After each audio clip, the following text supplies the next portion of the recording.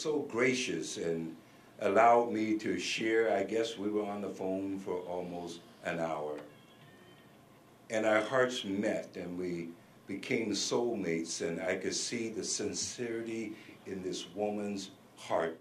This lady is well prepared to challenge the system and bring about education reform. This lady has seen education not just here, but worldwide, teaching in China and in the United Arab countries. She is a lady who is not uncomfortable being with people who look different than herself or people from different cultures. She is a trailblazer for change, and that's why I wholeheartedly give my support and endorsement to one of the finest legislators that will ever hit Olympia, Elizabeth Scott.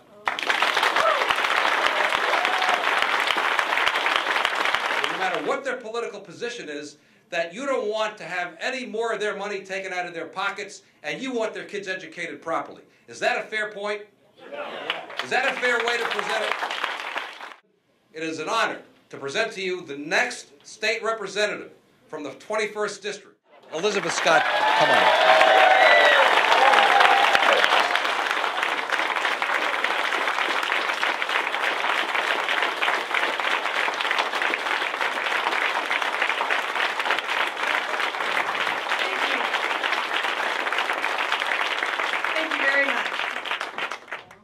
Granddad, this one's for you and Grandma.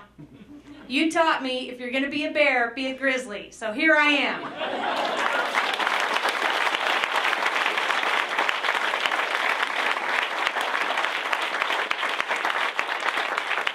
Whether you've gotten to know me through church or homeschool groups, debate club, my work on the Citizens Levy Review Committee in Edmonds, or my Tea Party speeches in Everett and Monroe, we all have something in common or we wouldn't be here tonight.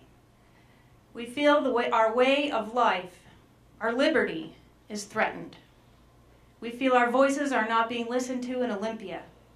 We believe government is similar to kudzu in the South or blackberries in Washington, naturally invasive. And it needs to be cut back from time to time. And guess what? Now's that time.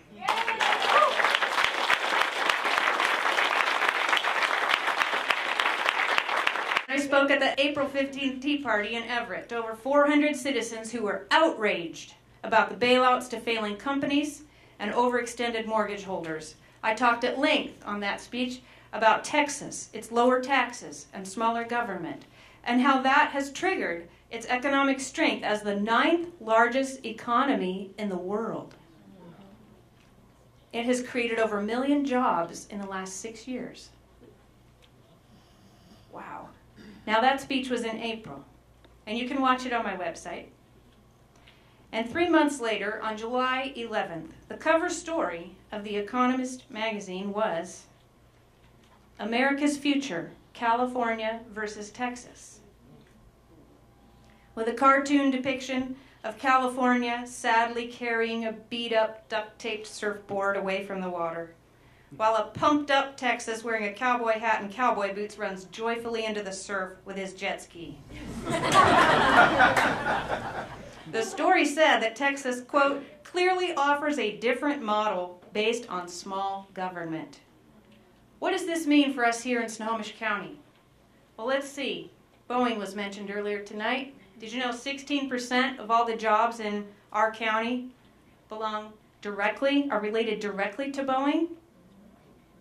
Wow.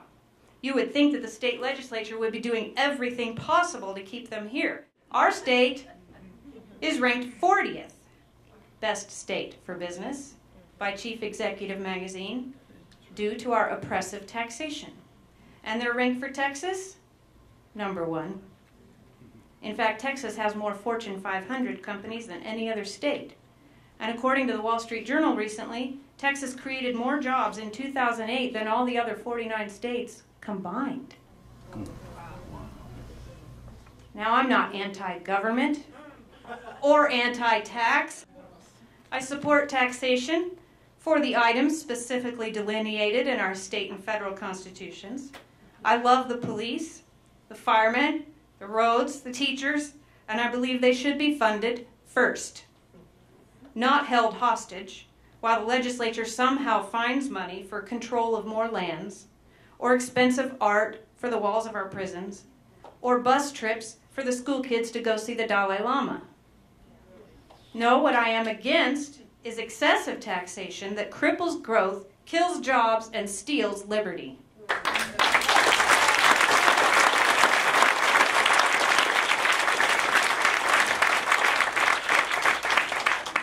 I'm very concerned about our public schools. Do you know that the high school graduation rate in Snohomish County is 69.1%? If you add in the extended graduation rate, which means the kids take 5 or 6 or however many years, if you add that in, it bumps it all the way up to 73.5%. Imagine a quarter of your high school picture chopped off.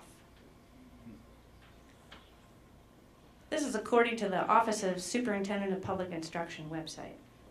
The cause is the micromanagement from Olympia and Washington, D.C. Do you know that the multiplication tables are nowhere to be found in the learning goals for our state? And that the OSPI website, that's the Office of Superintendent of Public Instruction website, actually says a teacher who teaches facts and who says that certain answers are right or wrong, even in math, is a poor teacher. No joke. These policies are killing kids. Unless you think I'm being too strong, let me point out that they're getting discouraged, they drop out, over a quarter of them, and many of those dropouts end up on drugs. But when principals are given more liberty in how to set up the school day, make personnel decisions, and use structure and discipline to set a high bar of expectations for our students, those students succeed, no matter the economic or family background. We saw it years ago in Chicago with a school started by Marva Collins. We're seeing it now in the inner city in Oakland, California, where Ben Chavez has charted a new course for his public middle school students and has doubled their test scores, even though the class size in that school is up to 35 kids a class and no computers anywhere in the school except for the staff. Bill Gates said successful K-12 schools share 4 traits, and none of them have anything to do with computers. High standards, clear accountability, flexible hiring practices, and a climate that encourages innovation. If I am sent to Olympia, I want to help the legislature stop micromanaging public education and start helping principals and teachers by giving them the freedom to do what they love to do, teach kids real math and real English.